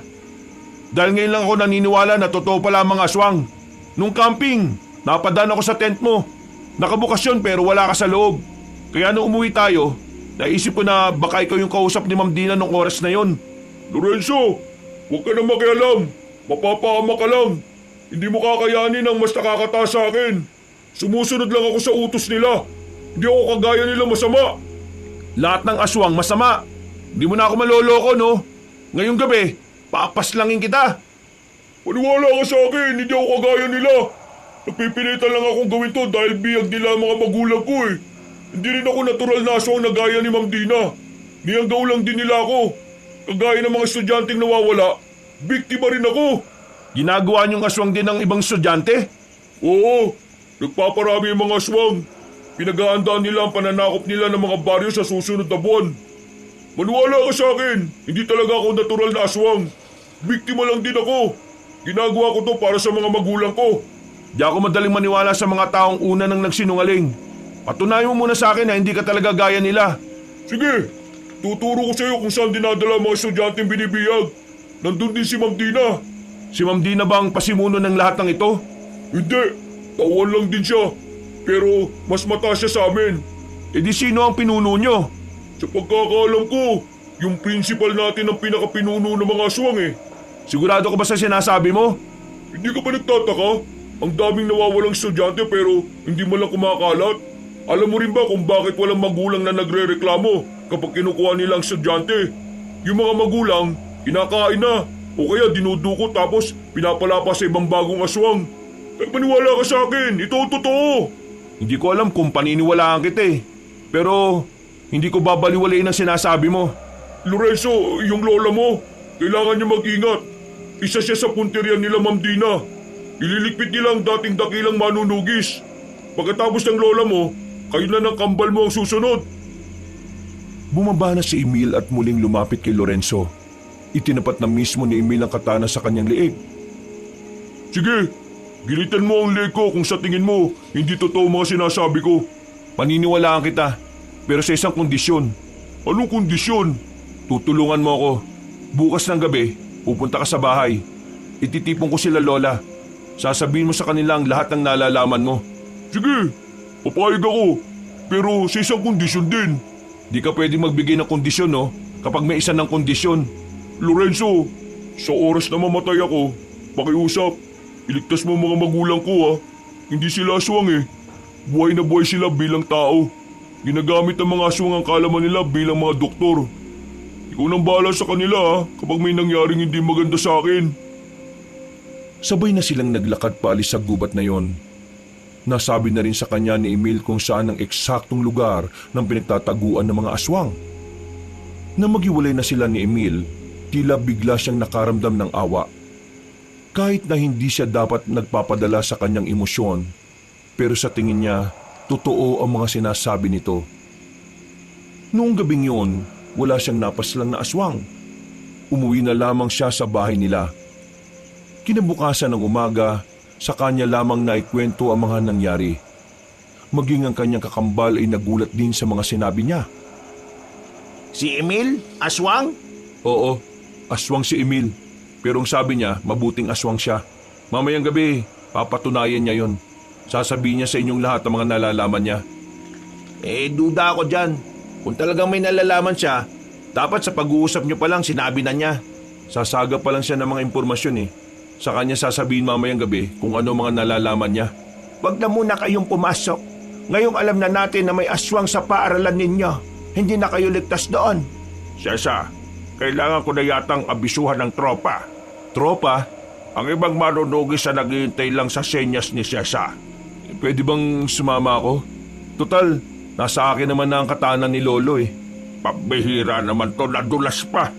Bigay mo na kay Lorenzo ang katana ni Asmir. Ang kulit eh. Pasensya na. Ayos lang. Binigay ko na rin naman ng katana ko kay Martino. Teka, ayos na sa'yo na sundan nilang dalawang yapak ninyo. Naisip ko lang kasi na kung iiwasan nila ang kapalaran nila, baka mamatay lang sila ng walang kalaban-laban. Yun naman pala eh, di ayos na. Mang Hector, Lola, turuan niyo na kami. Napatungo na lamang ang dalawang matanda. Sa puntong yun ay nakaramdam na rin ng pagkasabik ang lalaking si Lorenzo. hindi na siya makapaghintay na makapaslang ng aswang. Makalipas ang ilang oras, sumapit na rin ang kinagabihan. Makakasama sila sa bakuran habang naghihintay sa pagdating ni Emil. Pero mag-iisang oras na ay wala pa rin ito. Sigurado ka bang nagsasabi siya ng totoo? O baka tinakasan ka ng kaibigan mong yan? Kung hindi siya dumating ngayon, pinatunayan niya lang na masama nga siyang aswang. Sandali. Siya na ba yun? Napatayo sila nang matanaw ang paggewang-gewang na tumatakbong lalaking si Emil. Nang makarating na ito sa kanilang bakuran, ay saka na ito bumagsak sa lapag. Nakaanyong aswang pa ito, pero maraming sugat sa katawan at sumusuka na rin ang dugo. Emil, anong nangyari? Lorenzo, hindi ang principal natin ang pinuno. Alam ko na kung sino. Sino? Sabihin mo! Si... Hindi na naituloy pa ng lalaking si Emil ang kanyang sasabihin nang di na nito kayanin ang dami ng hiwa sa katawan nito. Nalugutan na ito ng hininga at hindi na nila nalaman kung sino ang pinuno ng mga aswang. Kailangan natin siyang alisin agad dito. Kapag nakita ng mga tao na aswang siya, maghinala din sila na baka aswang din tayo. Anong gagawin natin sa kanya? Karaniwang sinusunog ang bangkay ng mga aswang. Pero dahil kaibigan mo naman siya, ililibing na lang natin siya. Sa likod bahay, doon na lang natin ilibing ang aswang na ito. Dati, hindi ako naniniwalang may Diyos at may aswang eh. Ngayon, kailangan kong maniwala na may aswang na mabuti.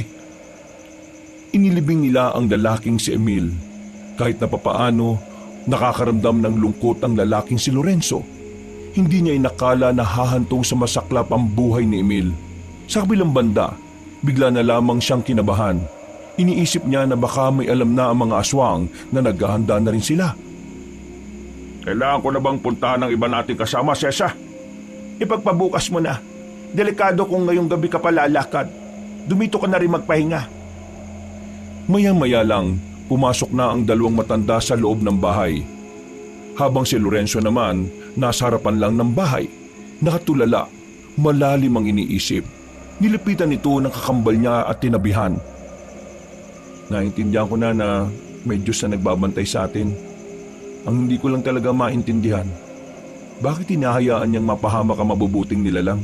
Hindi ko inaasahan na darating ang oras na mag-uusap tayo ng seryoso tungkol sa Diyos.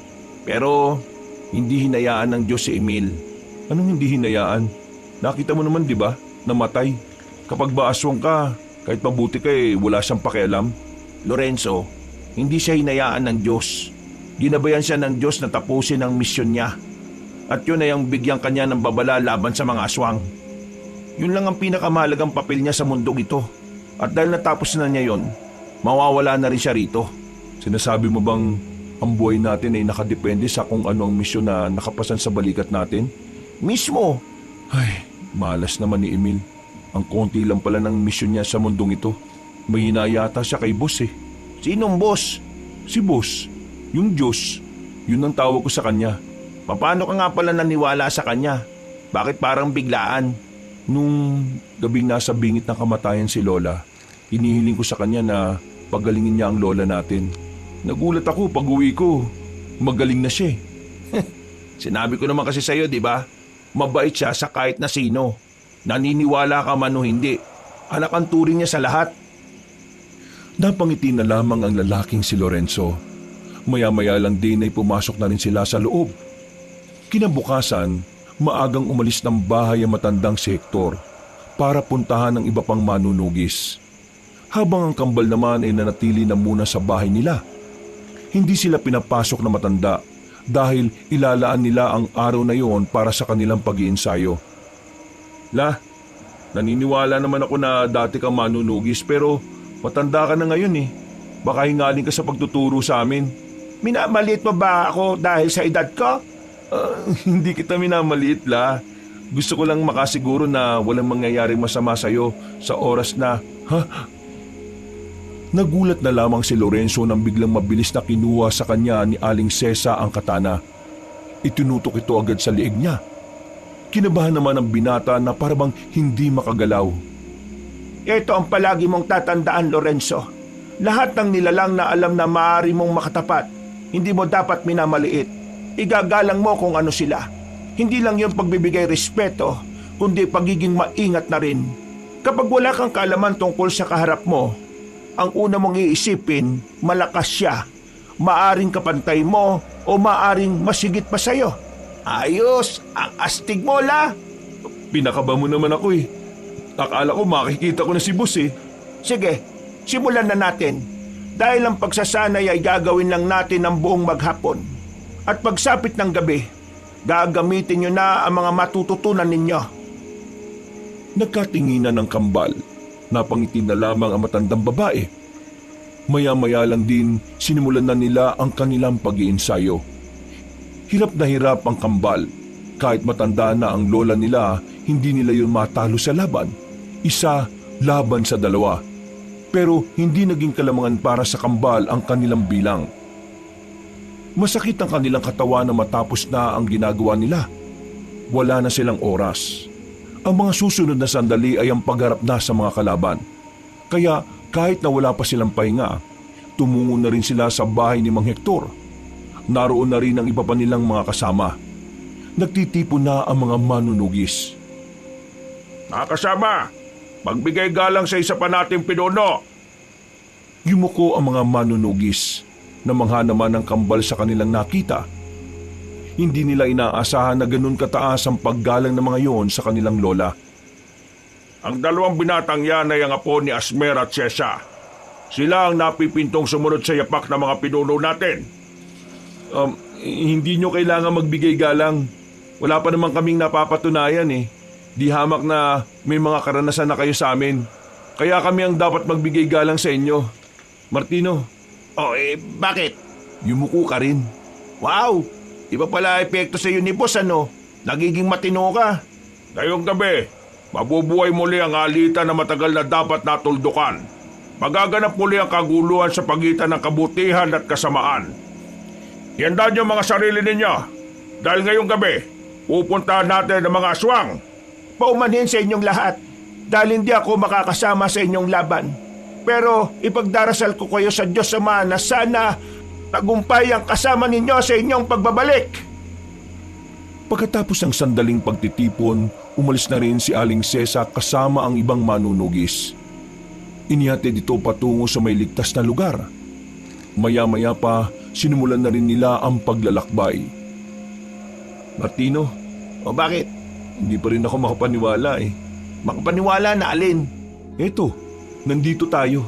Parang nakaraan lang, nagdududa pa ako kung may Diyos. Tapos ngayon, nandito ako, kasama niyong haharap sa mga aswang. Sinabi ko naman kasi sa iyo iba maglaro ang tadhana. Pero ang mahalaga, nakilala mo na rin ang Diyos sa wakas. Pwede ko bang hilingin sa kanya na sana hindi tayo mapahamak? Pwede naman. Bakit naman hindi?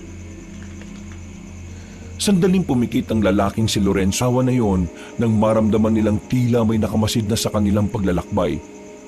Tumigil si Mang Hector sa paglalakad. Sa puntong ito, nakaramdam na ng kaba ang kambal. Mga kasama, narito na sila. Lorenzo, alma lang Huwag kang matataranta Ayan na sila. Naglabasa ng mga aswang sa gilid, sa likod at sa itaas. Dahil dito, sumiklab na ang kaguluhan. Dahil nasa kagubatan sila at limitado lang ang liwanag na nalilika ng mga dala nilang lampara, nahirapan silang kalabanin ng mga aswang sa unang 10 minuto. Hindi nila matamaan ang mga yon. Kaya naman nakaisip ng paraan ang lalaking si Lorenzo. Inilabas niya ang daladalang lighter. Boss, naririnig mo naman ako ngayon, di ba?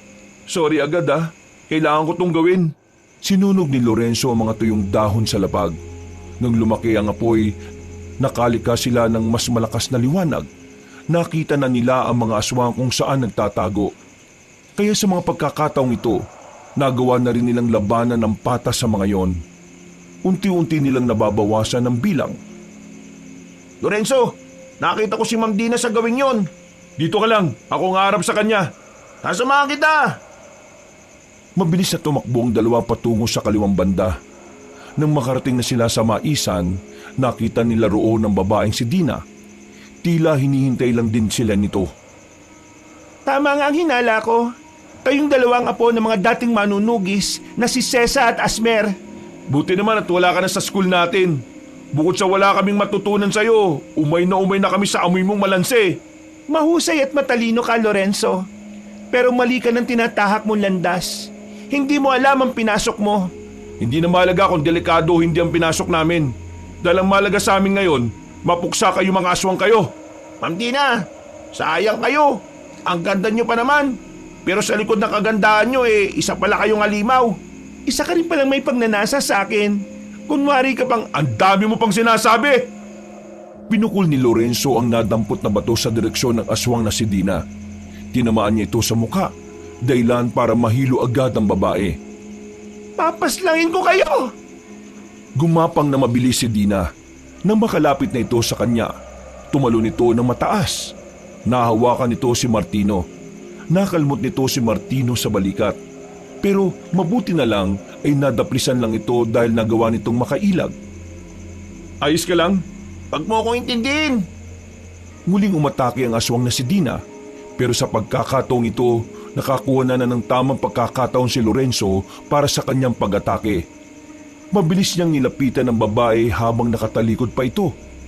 Isang mahabang hiwa ang nagawa ni Lorenzo sa likod nito. Hindi na naman nagsaya ng oras si Martino. Tinaga naman ito sa hita si Dina. Nang mapalood ito, agad nang itinarak ni Lorenzo ang katana sa likod nito. Tumagos pa yon sa kaliwang dibdib ni Dina. Dahilan para unti-unting madapa na lamang ang babaeng aswang. Sabihin mo, nasaan ang pinuno ninyo? Hindi niyo siya kakayanin. Nasaan ang pinuno ninyo? Hindi na nakasagot pa ang babae ng tuluyan na itong malagutan ng hininga. Naglakad na sila paalis, pero hindi pa man sila nakakalayo. Naramdaman nilang may tao sa kanilang likuran. Nang humarap sila, nakita nila si Mr. Moreno sa gilid.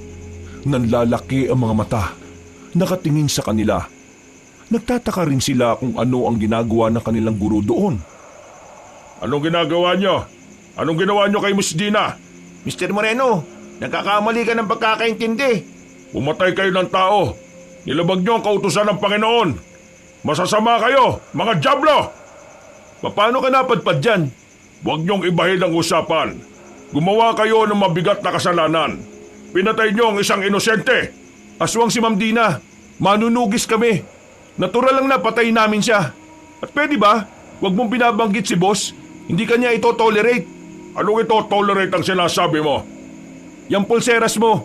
Yan ang simbolo ng samahan ng mga aswang. Tama ba ako? Sa isang iglap, nagbago ang reaksyon ng mukha ni Mr. Moreno. Bigla na lamang itong nagpakita ng nakalolokong ngiti.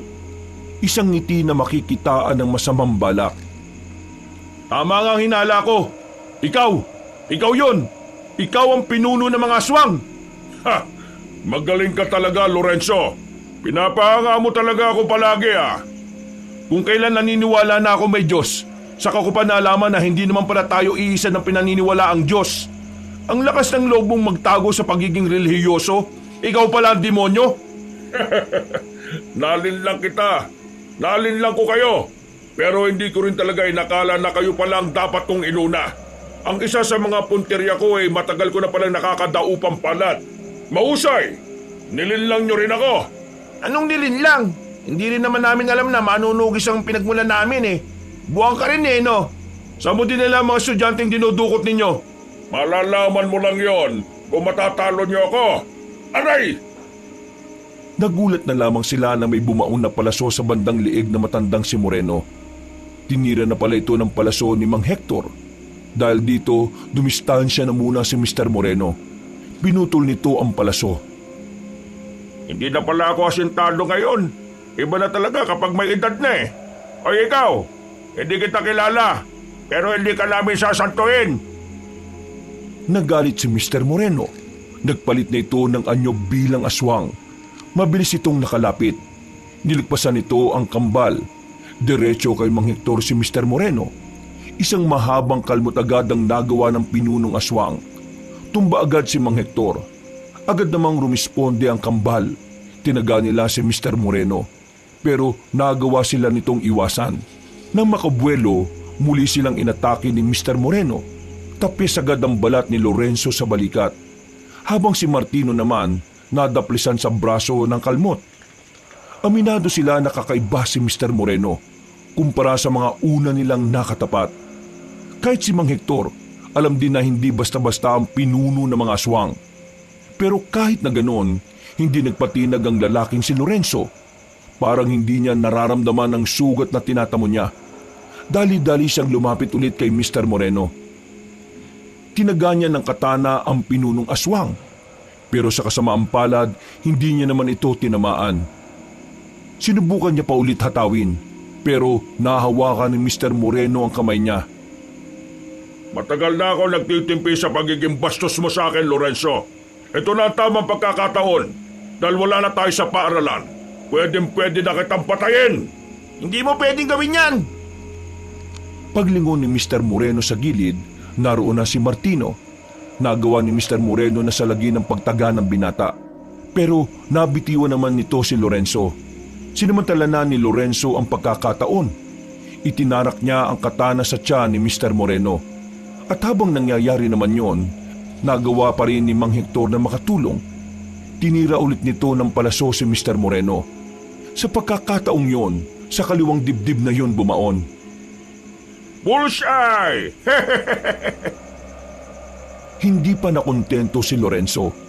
Hinugot niya ang katana at saka itinarak ulit kung saan naroon din ang nakatarak na palaso. Tinulak sila ni Mr. Moreno. Dumistansya ito sa kanila. Anong akala nyo? Mapapatay nyo ako sa ganitong paraan? Hindi ako magiging pinuno kung sa simpleng saksak lang mamamatay na ako.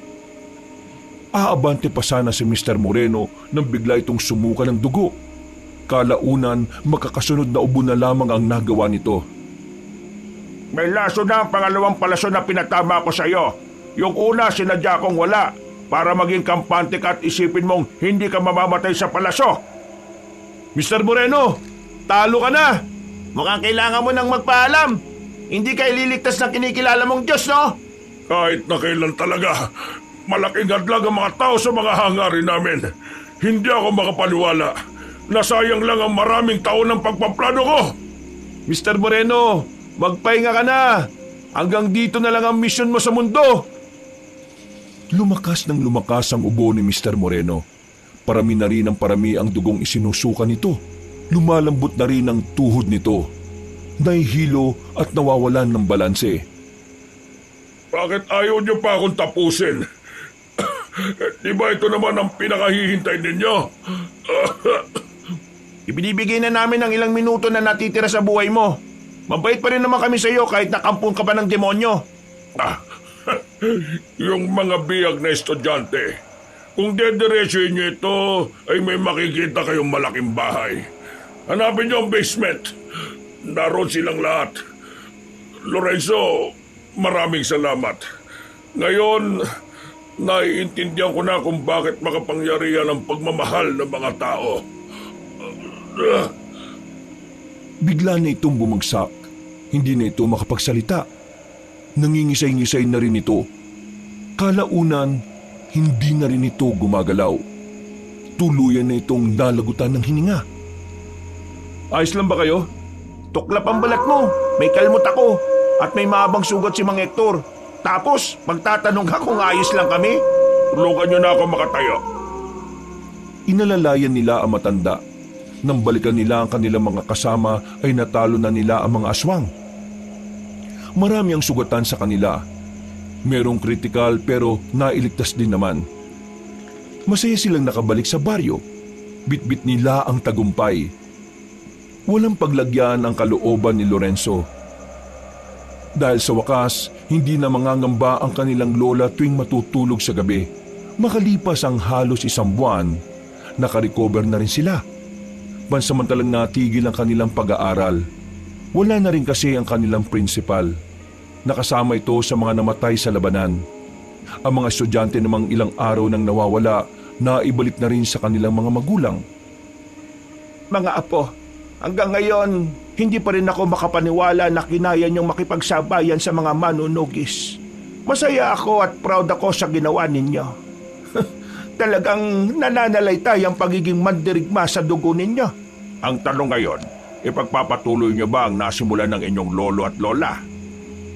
Abang nag-aaral, itutuloy ko ang pagiging manunugis. Gusto kong magbigay pugay sa nagawa ni lolo at lola. Ikaw, Lorenzo. Mang Hector, pasensya na pero tingin ko hindi ko na may tutuloy ang pagiging manunugis. Wala namang problema kung yan ang desisyon mo. Pero pwede bang naming malaman kung bakit? Nangako ko kay boss na pag natapos na ang gulo, magsisilbi ako sa kanya.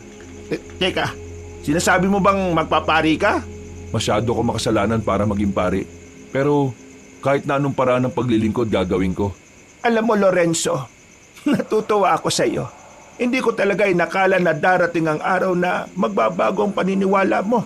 Maraming salamat at hindi niyo ako sinukuan. O paano? Kumain na tayo. Baka lumamig pa itong niluto ko. Masarap po ba yan?